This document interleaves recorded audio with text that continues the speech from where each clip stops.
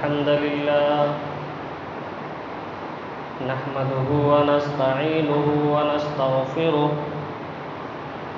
ونعوذ بالله من شرور أنفسنا ومن سيئات أعمالنا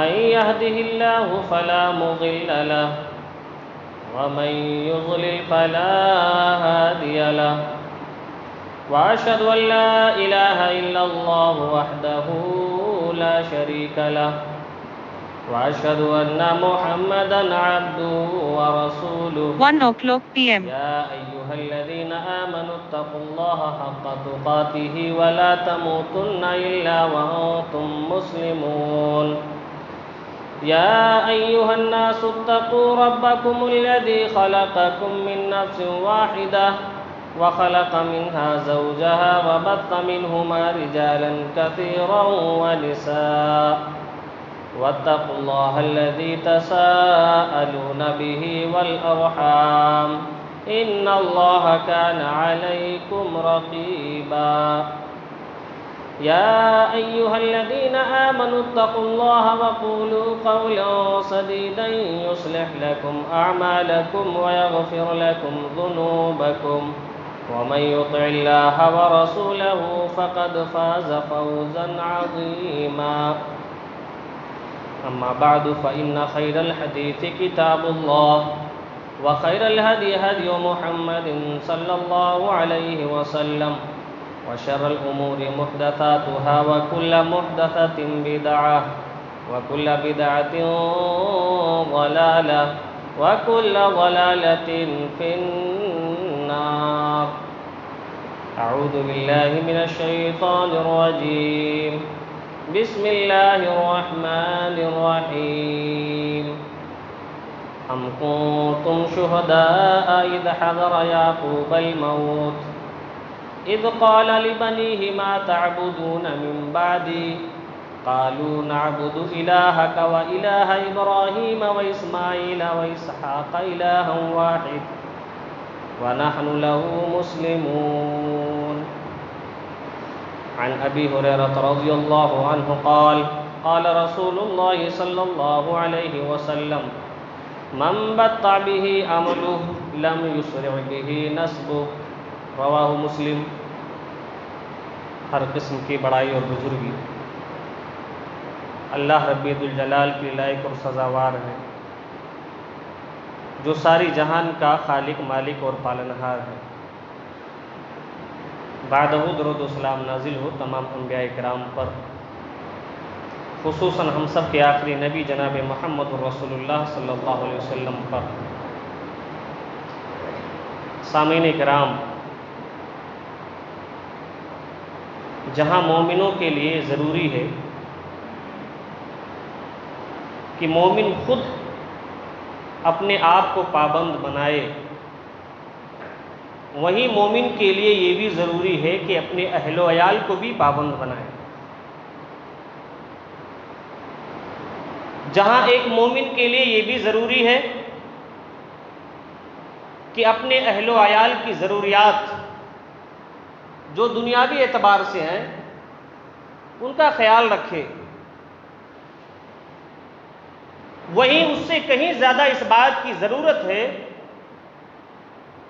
کہ ایک مومن دنیاوی اعتبار سے خیال رکھنا ضروری ہے، وہیں دینی اعتبار سے بھی ایک مومن کے لیے یہ بھی ضروری ہے کہ اپنے اہل و عیال کے دین کی اور اس کے ایمان کی بھی حفاظت کرے۔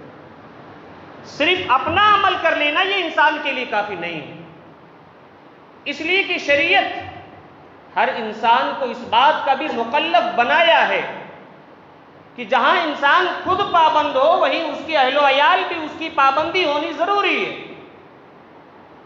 اللہ رب العالمین نے فرمایا یا ایھا الذین آمنوا قوا انفسکم واہلیکم نارا، اے لوگوں جو ایمان لے کر کے آئے ہو، سب سے پہلے اپنے آپ کو جہنم کی آگ سے بچاؤ۔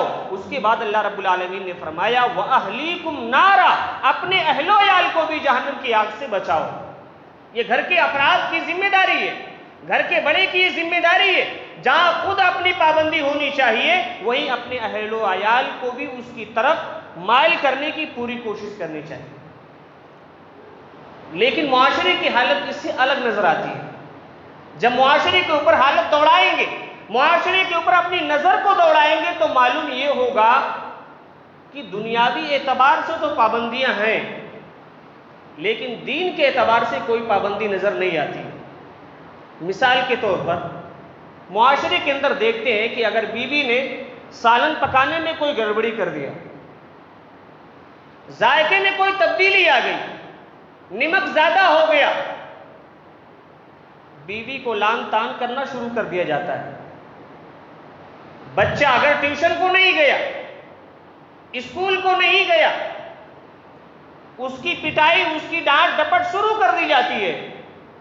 لیکن وہی بیوی، وہی بچے جب نماز کو نہیں آتے، نماز نہیں پڑھتے، دن اور رات ملا کر کے ایک بھی نماز کی پابندی نہیں ہوتی، لیکن ہمارے دل کے اندر یہ احساس بھی نہیں ہوتا کہ میری بیوی نے نماز ادا نہیں کی ہے، میرے بچے نے نماز ادا نہیں کی ہے. کیا ایسا نہیں ہے؟ کسی شاعر نے کیا خوب کہا ہے، وائے ناکامی متائے کارواں جاتا رہا، کارواں کے دل سے احساس ضیا جاتا رہا. یعنی انسان دنیاوی معاملات میں اتنا ملوث ہو چکا ہے کہ اس کا احساس دین کے اعتبار سے ختم ہوتا جا رہا ہے. تو ایک انسان کے لیے، ایک مومن کے لیے جہاں خود پابند ہونا ضروری ہے وہیں اپنے اہل و عیال کی بھی پابندی، اپنے اہل و عیال کے بھی عمل اور اس کے ایمان کی حفاظت اس مومن کے لیے ضروری ہے. یہی وجہ ہے کہ اللہ رب العالمین نے انبیاء کرام کو بھی اس بات کا پابند بنایا ہے. انبیاء کرام کو بھی اس بات کی پابندی ان کے لیے بھی ضروری تھی، اور یہ بھی کہہ دیا گیا کہ اے انبیاء کرام کی ذات، اگر آپ کے آل اولاد بھی پابند نہیں ہوں گے تو آپ کی بھی سفارش ان کے لیے کوئی فائدہ نہیں دے گی. اللہ رب العالمین نے فرمایا سورہ بقرہ سورہ نمبر 2 آیت نمبر 133 کے اندر، ام کنتم شہداء اذ حضر یعقوب الموت اذ قال لأبیہ ما تعبدون من بعدی قالوا نعبد الہک و الہ آبائک ابراہیم و اسماعیل و اسحاق الہ واحدا. اللہ رب العالمین نے امت محمدیہ کو مخاطب کرتے ہوئے فرمایا کہ اے امت محمدیہ کے لوگوں یہ بتاؤ کہ جب حضرت یعقوب علیہ السلام کی وفات ہو رہی تھی، ان کی موت ہو رہی تھی، تو کیا تم اس وقت موجود تھے؟ اس وقت موجود نہیں تھے. اس وقت حضرت یعقوب علیہ السلام نے اپنے بیٹوں کو جمع کیا، اپنے اولاد کو جمع کیا اور وصیت کیا اور یہ پوچھا کہ اے میرے بیٹوں یہ بتاؤ کہ میرے مرنے کے بعد تم کس کی عبادت کرو گے؟ آج دنیا کی حالت یہ کہ جب انسان مرنے لگتا ہے اپنے آل اولاد کو جمع کرتا ہے، فلاں بینک میں اتنا بیلنس ہے، فلاں کے بعد اتنے قرضے ہیں، اس کو لے لینا. یہ دنیاوی معاملات میں تو ہم وصیت کرتے ہیں، لیکن آخرت کے اعتبار سے، آنے والے ایام کے اعتبار سے اپنے اولاد کی ذرہ برابر فکر نہیں کرتے ہیں. یا حضرت یعقوب کو دیکھیے، حضرت یعقوب اپنے بیٹوں کو جمع کرتے ہوئے فرماتے کہ اے میرے بیٹوں یہ بتاؤ ما تعبدون من بعدی، میرے مر جانے کے بعد تم کس کی عبادت کرو گے؟ میرے رہتے ہوئے تو توحید پر قائم تھے، میرے رہتے ہوئے تو نماز کے پابند تھے، میرے رہتے ہوئے تو شرک نہیں کیا، لیکن اب یہ بھی بتا دو، میری وصیت یہ بھی مان لو کہ میرے مرنے کے بعد کس کی عبادت کرو گے؟ اور بیٹے بھی ویسے تھے، 3 پشت کا نام لے لیا، ایک نہیں 3 پشت کا نام لیا. کیا کہا؟ اے میرے ابا جان، قالوا نعبد الہک، سب سے پہلے اپنے باپ کو کہا اے ابو جان آپ کے رب کی عبادت کریں گے. اسی پر بس نہیں کیا، اور جوڑ دیا، کہا کہ آپ کے باپ ابراہیم کے رب کی عبادت کروں گا، اور جوڑ دیا ان کے بیٹے اسماعیل کے رب کی عبادت کروں گا، اور ساتھ جوڑ دیا حضرت اسحاق کے رب کی عبادت کروں گا. یعنی اے میرے ابو جان، ہماری زندگی میں شرک نام کی کوئی چیز پھٹک نہیں سکتی ہے. یہ ہوتی ہے وصیت. حضرت ابراہیم نے بھی اپنے بیٹوں کو وصیت کیا تھا، قرآن کھول کر کے دیکھیں تو یہ ہوتی ہے وصیت. بیٹوں کو جمع کر کے کہا کہ میرے بعد کس کی عبادت کرو گے؟ اور بیٹوں نے بھی وہی کہا کہ ابو جان آپ کے مرنے کے بعد صرف اور صرف اللہ رب العالمین کی عبادت ہوگی۔ شرک نام کی کوئی چیز، کوئی شائبہ نہ تو عمل کے اندر، نہ کردار کے اندر، نہ زبان کے اندر کسی بھی طرح کا شائبہ شرک کے اندر نہیں آ سکتا۔ واضح کر دیا، اور یہ بھی کہا کہ ہم صرف اور صرف اللہ کو اپنا رب مانیں گے، الہ واحد ونحن لہ مسلمون، اور صرف اللہ کی فرما برداری کی جائے گی، اس کے علاوہ کسی کی بھی عبادت نہیں کی جا سکتی ہے۔ تو حضرت یعقوب علیہ السلام نے اپنے مرتے وقت اپنے بچوں کی آخرت کی فکر کی، اپنے اہل و عیال کی آخرت کی فکر کی۔ تو آج کے مسلمان کے لیے بھی ضروری ہے کہ اگر مسلمان پابند ہے تو اس کے لیے یہ بھی ضروری ہے کہ اپنے اہل و عیال کو بھی اس کا پابند بنائے۔ آج معاشرے کے اندر یہ بھی دیکھا جاتا ہے، بہت سارے لوگ اپنے خاندان کے اوپر، اپنے نسب کے اوپر، اپنے حسب و نسب کے اوپر فخر کرتے ہیں۔ ہم فلاں آل سے ہیں، ہم کو عمل کرنے کی ضرورت نہیں ہے۔ یہ ساری چیزیں بیکار ہیں۔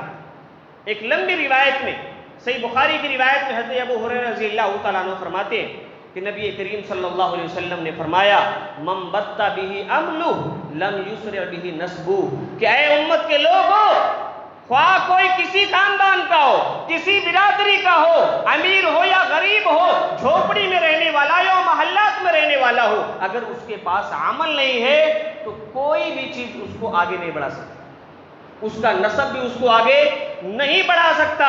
تو اللہ رب العالمین نے نبی کریم صلی اللہ علیہ وسلم کے ذریعہ امت کو یہ پیغام دیا کہ دنیا کے اندر اور آخرت کے اندر صرف اور صرف انسان کو عمل صالح کامیابی کے دہانے تک پہنچا سکتا ہے۔ اس سے آگے اور بڑھیے، حضرت نوح علیہ السلام کا واقعہ دیکھیں، لمبا واقعہ ہے۔ طوفان آیا، سیلاب آیا، بیٹا نظروں کے سامنے ڈوبنے لگا۔ حضرت نوح علیہ السلام نے کہا یا بنی ارکب معنا فلا تکن مع الکافرین، سورہ ہود سورہ نمبر 11 آیت نمبر 40 سے لے کر کے 47 تک اللہ نے پورا واقعہ بیان کیا۔ کہا کہ بیٹا آ جا، کشتی میں سوار ہو جا، کافروں کا ساتھ نہ دے، کفر کرنے والوں کا ساتھ نہ دے، اس لیے کہ کافر کبھی بھی نہ تو دنیا کے اندر کامیاب ہو سکتا ہے، نہ تو آخرت کے اندر کامیاب ہو سکتا ہے۔ یہ حضرت نوح کی فکر کی دلالت کرتی ہے۔ حضرت نوح کی فکر ہے کہ بیٹے کو دعوت دیا، کیا کہا سآوی الی جبل یعصمنی من الماء، ابو جان ہم تو جودی پہاڑ پہ چڑھ جائیں گے، پانی ہم کو بچا لے گا، لیکن پھر بھی حضرت نوح کی فکر نہیں گئی۔ آج باپ کیا بولتا ہے، بیٹے کو سمجھاتے سمجھاتے تھک گیا، چھوڑ دیا، لیکن حضرت نوح کی فکر دیکھیے، سیلاب آیا ہوا ہے، بیٹا ڈوب رہا ہے، آخری وقت ہے، پھر بھی کہہ رہے ہیں کہ اے بیٹے لا عاصم اليوم من امر اللہ، آج کے دن اللہ کے حکم کے علاوہ، اللہ کے علاوہ کوئی طاقت نہیں بچا سکتی، اس لیے کہ یہ کوئی دنیاوی طوفان نہیں ہے، یہ اللہ کا عذاب آیا ہوا ہے۔ اے بیٹے لا عاصم اليوم، آج کے دن کوئی بھی نہیں بچا سکتا۔ جب دیکھا حضرت نوح نے کہ بیٹا نہیں مان رہا، نظروں کے سامنے ڈوب رہا ہے، اور تھپیڑے کیسے، پہاڑوں سے بڑے بڑے تھپیڑے سمندر کے اندر، طوفان کے اندر جو کشتی کو بھی کھینچ کر کے لے کے چلی جائے۔ حضرت نوح علیہ السلام نے جب دیکھا کہ بیٹا نظروں کے سامنے ڈوب رہا ہے، اپنے رب سے آواز لگائی، کہا یا ربی، اے میرے رب، انہو من اہلی ان ابنی من اہلی، اے میرے رب یہ بیٹا میرے اہل میں سے ہے، یعنی اپنے اہل کا حوالہ دیا، رب کو پکارا۔ اب سمجھانے سے کوئی اشارہ نہیں ہوا، اب ایک ذات بچی ہے، اس کو پکارا جائے، ہو سکتا ہے کامیابی مل جائے، لیکن اللہ کی طرف سے بھی پھٹکار آ گیا۔ کہا اے نوح، یہ آپ کے اہل سے نہیں ہے۔ یہاں ایک بات کیا معلوم ہے، پوائنٹ کی بات، کہ اسلامی رشتہ ہوتا ہے وہ خون کے رشتے سے زیادہ اہم ہوتا ہے۔ ایمان کا رشتہ خونی رشتے سے زیادہ اہم ہوتا ہے۔ اللہ نے کیا کہا، انہو من غیر، اے نوح یہ آپ کا بیٹا آپ کے اہل سے نہیں ہے، انہو عمل غیر صالح، کیوں نہیں؟ اس لیے کہ اس کا عمل آپ کے عمل سے نہیں مل رہا ہے۔ اللہ نے انکار کر دیا، اے نوح آپ کے اہل سے ہو ہی نہیں سکتا، اس لیے کہ اس کا عمل آپ کے عمل سے ملتا ہی نہیں ہے۔ اس کے بعد اللہ نے ایسا وارننگ لگایا، کہا کہ اے نوح اگر اس کے بعد بھی دوبارہ سوال کرو گے، اپنے بیٹے کی محبت لے کر کے سوال کرو گے، انی اعیذک من الجاہلین ان تکون من الجاہلین، میں اس بات کی تم کو وارننگ دیتا ہوں کہ اگر دوبارہ سوال کیے تو جاہلوں میں سے ہو جاؤ گے۔ باپ کی فکر دیکھیے، آخری دم تک حضرت نوح علیہ السلام نے اپنے بیٹے کی فکر کی اور یہ سمجھانے کی کوشش کی کہ کاش بیٹا بچ جائے، کاش بیٹا میرے پاس آ جائے، ایمان لے آئے اور میں اس کو بچا لوں، لیکن بیٹا نہیں مانا اور جہنم رسید ہوا۔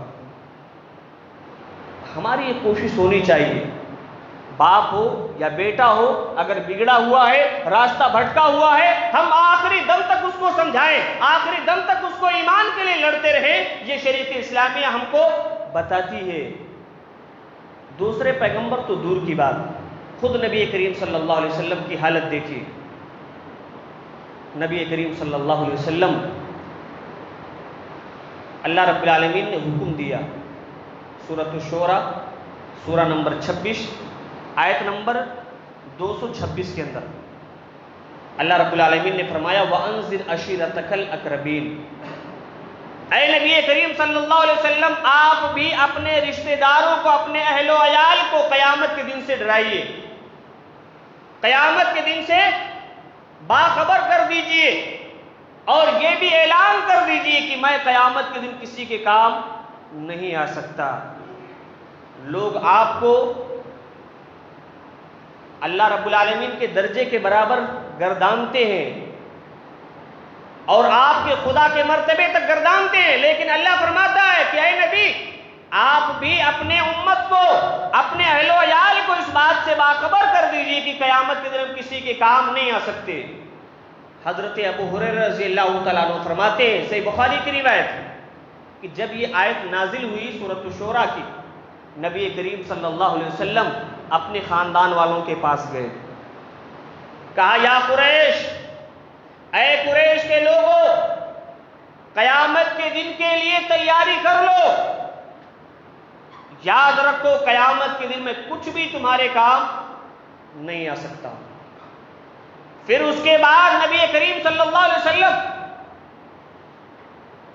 عبد مناف کے پاس گئے اور ان سے بھی کہا کہ اے عبد مناف کے بیٹو، اس بات کو یاد کر لو کہ آخرت کے لیے تیاری کر لو، قیامت کے لیے تیاری کر لو، قیامت کے دن میں تمہارے کچھ کام نہیں آ سکتا ہوں۔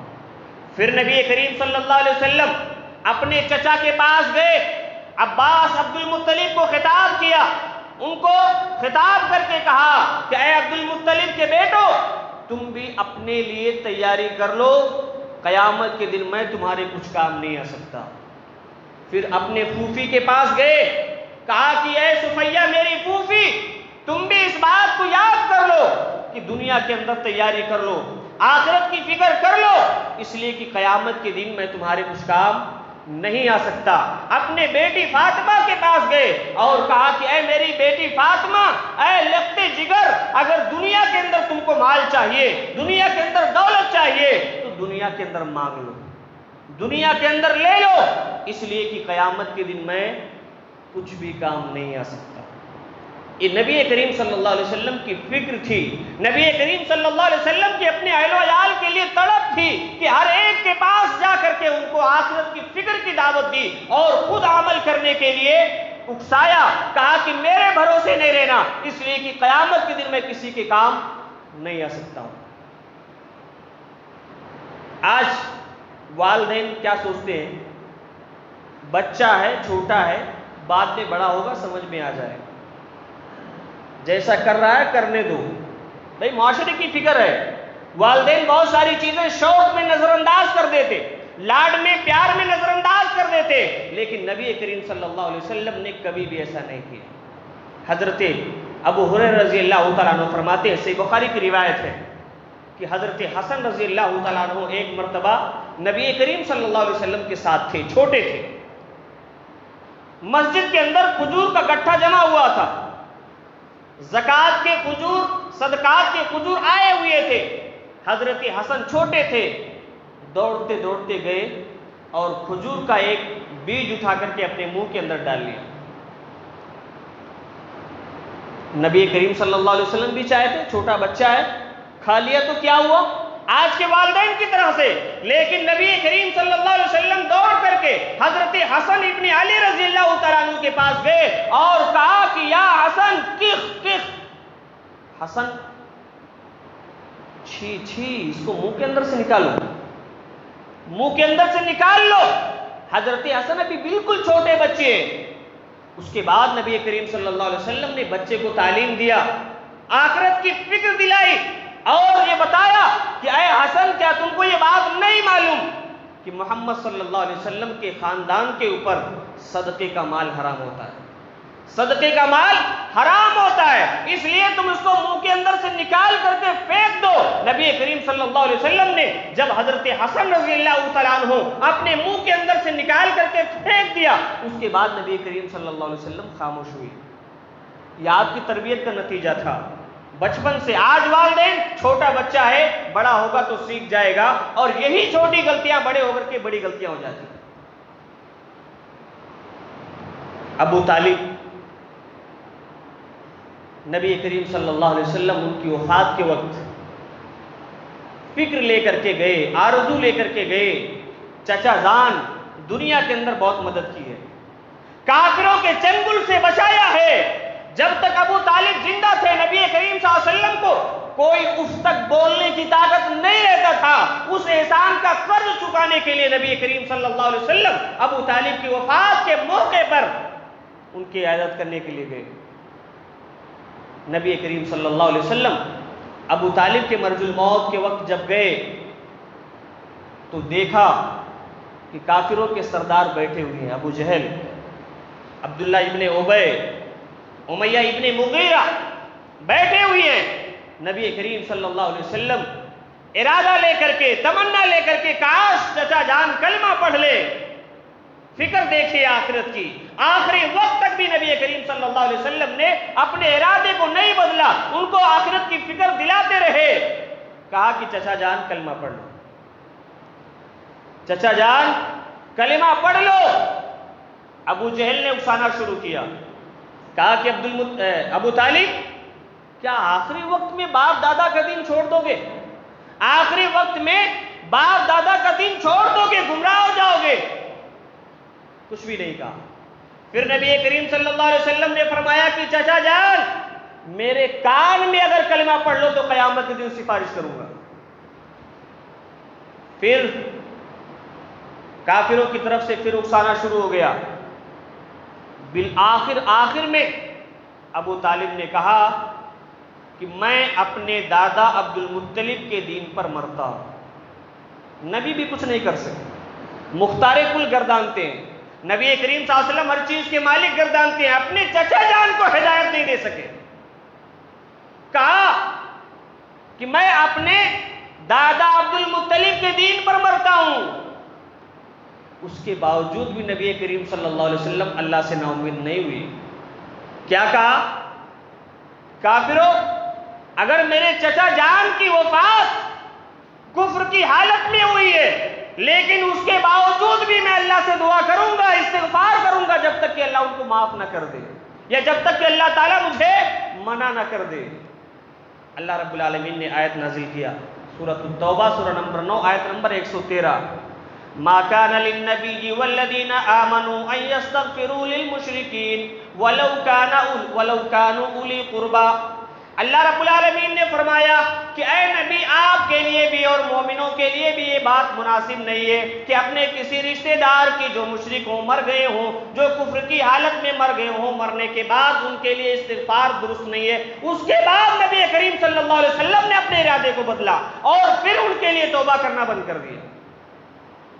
تو نبی بھی اپنے اہل و عیال کی فکر کرتے تھے، خود اپنا پابند ہو جانا، خود اپنا نماز پڑھ لینا، بچے بیگانے ہو جائیں، بہل و عیال بیگانے ہو جائیں، غلط راستے پر چلے جائیں، یہ کامیابی کی دلیل نہیں ہے، اور انسان ایسا کامیاب بھی نہیں ہو سکتا۔ جیسا کہ مفلس والی روایتیں ہم نے بہت بار سنی ہیں کہ بیوی آئے گی، بچے آئیں گے، سارے لوگ آئیں گے، نیکیاں ختم ہو جائیں گی، انسان بھی جہنم میں چلا جائے گا۔ اس لیے ہر انسان کی ذمہ داری ہے، ہر گھر کے گارجین کی ذمہ داری ہے کہ جہاں اپنے آپ کو پابند بنائے، جہاں اپنے آپ کو نمازوں کی پابند بنائے، اپنے آپ کو سچ ہونے کی پابند بنائے، وہی انسان کے لیے یہ بھی ضروری ہے کہ اپنے اہل و عیال کو بھی دین کے راستے پر لے کر کے آئیں۔ اسی میں انسان کے لیے کامیابی ہے۔ اللہ رب العالمین سے دعا کریں اللہ تعالیٰ ہم تمام مسلمانوں کو اپنے ذمہ داریوں کو سمجھنے کی توفیق عطا فرما۔ اللہ العالمین تمام مسلمانوں کے گھرانے کو اسلامی گھرانہ بنا دے۔ اللہ العالمین جہاں بھی جہالت ہے اللہ العالمین تو دین کی دولت سے مالا مال کر دے۔ جو بھی بیمار حال ہیں، جو بھی پریشان حال ہیں، جہاں بھی معاشی بحرانی ہے اللہ العالمین تو اپنے غیبی طاقت سے ان معاشی بحرانی کو اور جو پریشان حال ہیں ان کے پریشانیوں کو دور فرما دے۔ آمین۔ وآخر دعواہم الحمدللہ رب العالمین۔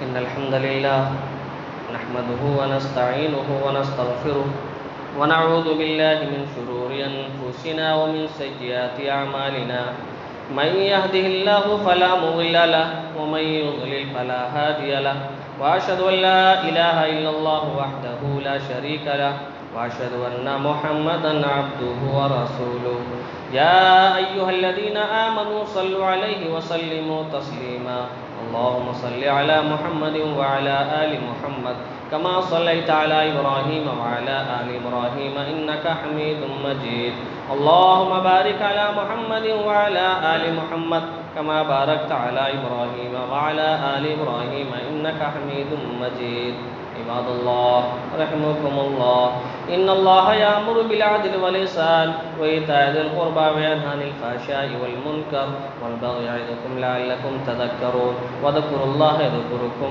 ودعوه يستجب لكم ولذكر الله أكبر والله يعلم ما تصنعون